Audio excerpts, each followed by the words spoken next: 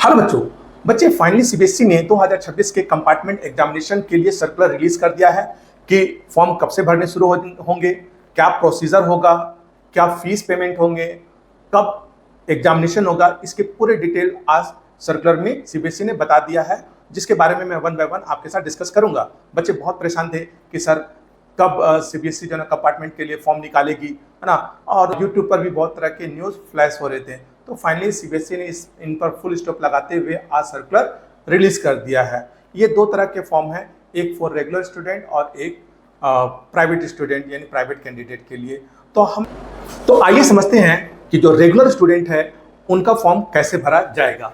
ठीक है, तो देखिए ये 30 तारीख का सर्कुलर था और ये सर्कुलर 30 तारीख को आज के दिन रिलीज किया गया है। और जो रेगुलर स्टूडेंट हैं उनकी जो एलओसी होगी वो परीक्षा संगम लिंक के थ्रू सीबीएसई के वेबसाइट पर जाकर के सबमिट करना है। ठीक है, ये पूरा प्रोसेस स्कूल करेंगे रेगुलर स्टूडेंट के लिए। अब हम ये देखते हैं कि जो 2026 का कंपार्टमेंट एग्जामिनेशन होगा उनमें कौन कौन से बच्चे अपियर कर सकते हैं। तो इसमें पहला फर्स्ट चांस उन बच्चों के लिए है जो 2026 का मेन एग्जाम दिए थे और उनका कंपार्टमेंट आ गया था, तो उनके लिए फर्स्ट अटेम्प्ट होगा, ये फर्स्ट चांस होगा। ठीक है, और दूसरा वो है कि जो कैंडिडेट है वो रिप्लेसमेंट के थ्रू पास हो गया। रिप्लेसमेंट का मतलब है कि जैसे कि किसी एक सब्जेक्ट में फेल है लेकिन ये किसी दूसरे सब्जेक्ट के रिप्लेसमेंट के थ्रू पास हो गए हैं, तो वैसे बच्चे भी जिस सब्जेक्ट में फेल है वो एज ए कंपार्टमेंट एग्जामिनेशन दे सकते हैं फॉर इम्प्रूवमेंट। नेक्स्ट कैटेगरी है उन बच्चों का जो क्लियरली पास्ड हैं लेकिन वो अपना इम्प्रूवमेंट देना चाहते हैं, तो किसी एक सब्जेक्ट में अपना इम्प्रूवमेंट दे सकते हैं, तो वो भी कंपार्टमेंट के लिए एलिजिबल होंगे। फिर है नेक्स्ट उन बच्चों के लिए है जिनका थर्ड अटेम्प्ट है, थर्ड चांस है। ये थर्ड चांस क्या है, जो 2025 में मेन एग्जाम दिए थे वो फेल हो गए, वो कंपार्टमेंट देंगे। कंपार्टमेंट में फिर फेल होने के कारण फिर वो उनका फर्स्ट अटेम्प्ट होगा। सेकेंड अटेम्प्ट 2026 में सेकेंड अटेम्प्ट 2026 का मेन एग्जाम होगा। अगर उसमें भी वो कंपार्टमेंट आ जाते हैं तो उनका थर्ड अटेम्प्ट हो जाता है 2026 का कंपार्टमेंट एग्जामिनेशन, और ये लास्ट होता है। इसके बाद उनको एग्जाम नहीं देने दिया जाएगा, तो ये लास्ट चांस होगा, तो उनको हम थर्ड या लास्ट चांस भी कहते हैं, है ना। लेकिन ऐसे बच्चे as a private candidate appear करेंगे कंपार्टमेंट में, तो ये हमारे पास है। अब प्लीज नोट फॉर कंप्लेंट्स में देखते क्या क्या पॉइंट है। तो एक है कि जो बच्चे कंपार्टमेंट के लिए अपियर हो रहे हैं वो डायरेक्ट स्कूल को कांटेक्ट कर सकते हैं। दूसरा पॉइंट ये है कि स्कूल भी बच्चों को इन्फॉर्म करेगा कि उनके इस सब्जेक्ट में कंपार्टमेंट है तो वो कंपार्टमेंट एग्जामिनेशन के लिए फॉर्म भरे। ठीक है, तीसरा ये है कि अगर कोई स्कूल उन बच्चों को भी इन्फॉर्म करेगा जो इम्प्रूवमेंट के लिए कंपार्टमेंट एग्जामिनेशन देना चाहिए, यानी वो क्लियरली पास तो हैं लेकिन फॉर इम्प्रूवमेंट के लिए किसी एक सब्जेक्ट में इम्प्रूवमेंट के लिए एग्जामिनेशन देना चाहते हैं, तो स्कूल उनको भी इन्फॉर्म कर। अच्छा, ये जो नोट है ये that's a very important note, और ये नोट ये कह रहा है कि स्कूल की रिस्पॉन्सिबिलिटी है कि वो उन सभी बच्चों के एलओसी तैयार करेंगे जो कंपार्टमेंट कैटेगरी में है, चाहे उन बच्चों ने स्कूल को इन्फॉर्म किया है या नहीं किया है। अगर वो कंपार्टमेंट के कैटेगरी में है तो स्कूल उनका एलओसी सबमिट करेंगे। ठीक है, तो ये एक बहुत इंपॉर्टेंट है, इसको भी ध्यान में हमें रखना पड़ेगा। और ये ई और एफ वाला पॉइंट है वो ये बता रहा है कि जो स्कूल जो एलओसी सबमिट करेंगे वो विद इन द स्पुलेटेड डेट, है ना, यानी जो डेट उनको एलोकेट किया गया है उसी डेट के विद इन उनको ये सारे काम, ये सारे वर्क परफॉर्म करने हैं। ठीक है, अच्छा, ये कह रहा है कि स्कूल को ये भी इन्फॉर्म किया गया है जो बच्चे 2024-25 में कंपार्टमेंट एग्जामिनेशन में थे और फिर उन्होंने फाइनल एग्जाम दिया, मेंस एग्जाम दिया 2026 का, और तब भी वो कंपार्टमेंट में आ जा रहे हैं, तो वो भी कंपार्टमेंट एग्जामिनेशन देंगे, but as a private candidate ही उनको फॉर्म सबमिट करना है। ठीक है, ये पॉइंट बता रहा है कि बच्चे मैक्सिमम 3 टाइम्स ही एग्जामिनेशन दे सकते हैं। जैसे 2025 में मेंस एग्जाम दिया, उसमें कंपार्टमेंट आया तो उसका फर्स्ट अटेम्प्ट होगा 2025 का कंपार्टमेंट, फिर वो सेकेंड अटेम्प्ट में जाएगा 2026 के एग्जामिनेशन में, और अगर 2026 में भी कंपार्टमेंट आ जाता है तो 2026 का कंपार्टमेंट उसका थर्ड चांस होगा और वो उसका फाइनल चांस होगा।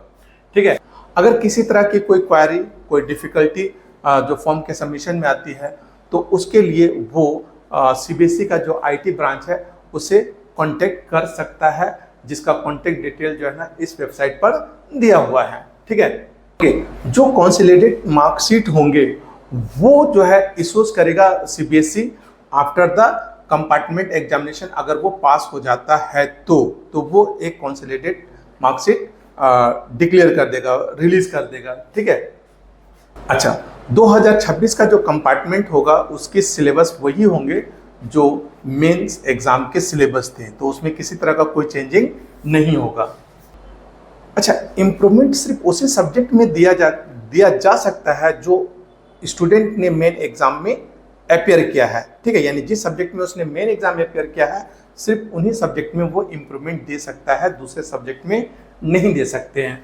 अच्छा, जो डेट ऑफ एग्जामिनेशन है वो देखिए 28 जुलाई 2026 को ट्यूसडे को होगी। ठीक है, अच्छा जो एडमिट कार्ड को डाउनलोड करने का जो डेट है उसको सेपरेट बताया जाएगा। अभी यहाँ नहीं बताया गया कि कब जो है एडमिट कार्ड डाउनलोड करना है, वो उसकी डेट सेपरेट रिलीज होगी। अब ये एनेक्सर 1 में क्या कहा जा रहा है, देखिए एनेक्सर 1 ये कह रहा है एलिजिबल क्राइटेरिया है जो 2026 का कंपार्टमेंट दे सकते हैं। तो कौन कौन से बच्चे हैं 2026 के लिए जो कंपार्टमेंट में अपेयर हो सकते हैं, तो वो बच्चे जो 2026 में कंपार्टमेंट डिक्लेयर किए गए हैं वो कंपार्टमेंट के लिए एलिजिबल है। ठीक है, दूसरा वो स्टूडेंट जिन्होंने 6 सब्जेक्ट कंसीडर किया था और किसी 2 सब्जेक्ट में वो फेल हो चुके हैं, तो जिन 2 सब्जेक्ट में फेल हुए उनमें से एक सब्जेक्ट में वो कंपार्टमेंट दे सकते हैं। ठीक है, और अगर किसी स्टूडेंट ने 6 सब्जेक्ट सिलेक्ट किया है और वो क्लियरली पास है लेकिन एक सब्जेक्ट में अगर वो फेल है तो फिर एज इम्प्रूवमेंट वो एग्जामिनेशन कंपार्टमेंट का दे सकता है। ठीक है, अच्छा ये जो डी पॉइंट है वो ये कह रहा है कि वैसे स्टूडेंट जो अपने एग्जामिनेशन तो क्लियरली पास कर चुके हैं लेकिन किसी एक सब्जेक्ट में मार्क्स कम है और वो चाहते हैं कि अपना इम्प्रूवमेंट दे, तो वो भी एक सब्जेक्ट में इम्प्रूवमेंट दे सकते हैं। ठीक है, एनेक्सर 2 में फीस पेमेंट क्या है, तो एनेक्सर 2 फीस पेमेंट के लिए क्या कह रहा है कि जो रेगुलर स्टूडेंट है जो इंडिया में है उनके लिए 320 पर सब्जेक्ट है, और जो नेपाल वाले हैं उनके लिए 1100 है, और जो आउटसाइड इंडिया है उनके लिए 2200 है। और जो सबमिशन का डेट है वो है 30 से लेकर के 8 तक, है ना, यानी वेडनेसडे की जो 8 को होगा। और जो डेट है, शेड्यूल डेट है फॉर्म को सबमिट करने का, वो 30 से लेकर के 8 तारीख तक है, और 8 तारीख के रात के 11:59 यानी जस्ट बिफोर 12, है ना, तो 12 बजे रात से जस्ट पहले फॉर्म सबमिट कर लेना है। और उसके बाद किसी तरह का कोई लेट फीस नहीं है, यानी ऐसा नहीं सोचें कि लेट फीस के थ्रू हम क्या फॉर्म सबमिट कर सकते हैं, नहीं, कोई लेट फीस नहीं है। अगर ये जो डेट है, शेड्यूल डेट है, उसको अगर आप क्रॉस कर जाते हैं, स्कूल क्रॉस कर जाता है, तो फिर किसी भी तरह से सीबीएसई उसे इंटरटेन नहीं करेगा। ठीक है, तो ये इसलिए बहुत इंपॉर्टेंट है कि विद इन शेड्यूल डेट ही फॉर्म सबमिट कर दिया जाए। ठीक है, तो ये थोड़ा सा ध्यान में रखेंगे। अब मोड ऑफ पेमेंट क्या होगा, तो मोड ऑफ पेमेंट है कि भाई इंडिया के लिए जो है ना debit card, credit card, net banking या यूपीआई यूज़ कर सकते हैं, लेकिन जो फॉरेनर है वो आप डेबिट कार्ड, क्रेडिट कार्ड और नेट बैंक के थ्रू ही पेमेंट कर सकते हैं।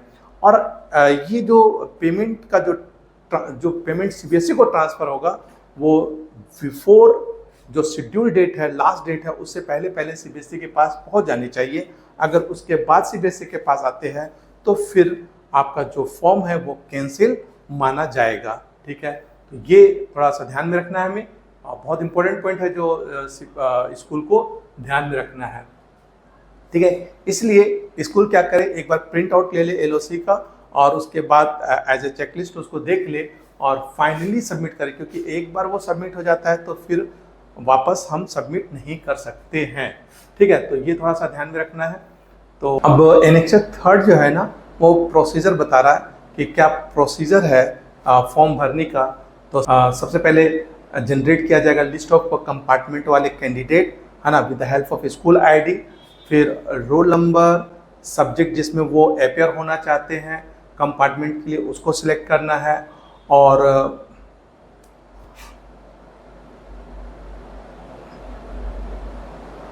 और फाइनली सी डिपार्टमेंट की finalize the selection and note down the application ID. जो फॉर्म भरा गया है उसका जो एप्लीकेशन आईडी जनरेट हुआ है उसको नोट कर लेना है, ठीक है। और पेमेंट जो ना ऑनलाइन बनाना है, और कोई किसी भी तरह का चालान एक्सेप्ट नहीं किया जाएगा, ठीक है। और ई पार्ट ये कह रहा है कि जो स्कूल है वो फाइनल लिस्ट जनरेट कर ले फॉर रिपोर्ट पर्पज से, है ना, और अलोंग विद द जो फीस सबमिट किया गया उसके प्रूफ के साथ वो अपने रिकॉर्ड में रख ले। इस तरह से सीबीएसई ने जो सर्कुलर रिलीज किया रेगुलर स्टूडेंट के लिए और प्राइवेट स्टूडेंट के लिए, वो ये सर्कुलर था, और उसको मैंने आपको डिटेल में समझा दिया। तो आई होप कि सारा कॉन्सेप्ट आपको समझ में आ गया होगा। सो आई होप कि आपको जो आज मैंने डिटेल समझाया है वो आपको जरूर समझ में आ गया होगा। तो स्टूडेंट फाइनली आप अपने जो कंपार्टमेंट है उसकी तैयारी में लग जाए। सिलेबस वही है जो आपने पहले पढ़ा हुआ है, सिर्फ रिवाइज करना है, तो अच्छे से रिवाइज कीजिए और अपने कंपार्टमेंट को दीजिए और फिर आकर के कॉलेज में एडमिशन लें। तो आई होप कि ये जो मैंने आपको जो डिटेल समझाया वो आपको समझ में आ गया होगा। अगर आपको समझ में आ गया है तो मेरे इस चैनल को सपोर्ट भी करें, इसको सब्सक्राइब करें, लाइक। तो स्टूडेंट जो डिटेल मैंने आपको समझाया, आई होप कि वो सारे पॉइंट्स आपको समझ में आ गए होंगे। तो स्टूडेंट जाइए स्कूल को अप्रोच करें और स्कूल भी जो है स्टूडेंट को अप्रोच करे और अभी से ही अपने कंपार्टमेंट एग्जामिनेशन की तैयारी के लिए लग जाए और मोटिवेटेड रहे, किसी तरह का कोई टेंशन ना ले, कोई स्ट्रेस ना ले, अच्छी तैयारी कीजिए, एग्जाम दीजिए रिलैक्स होकर के, और हाँ अच्छे मार्क्स लेकर के आए जिससे कि एक अच्छे कॉलेज में आपकी एडमिशन हो सके। सो अगर आपको ये वीडियो इंफॉर्मेटिव लगा हो तो प्लीज़ इस वीडियो को लाइक करें और अपने दोस्तों अपने फ्रेंड सर्कल के बीच में इसको शेयर करना ना भूलें। और हाँ, अगर आप मेरे इस चैनल पर नए हैं तो मेरे इस चैनल को सब्सक्राइब भी करें। धन्यवाद।